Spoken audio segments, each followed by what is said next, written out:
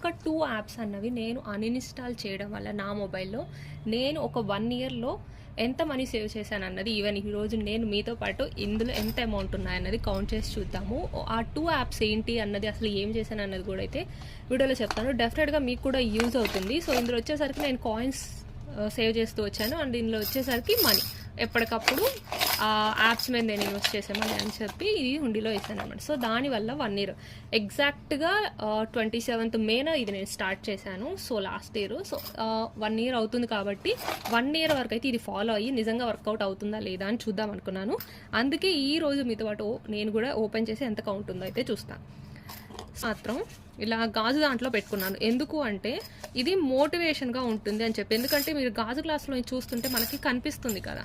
So ఏంటంటే చూసిన ప్రతిసారి మనకి అరే మనం ఇంత మనీ సేవ్ చేస్తున్నాం, ఇంకా సేవ్ చేయాలి అని చెప్పి అనిపిస్తూ ఉంటుంది. సో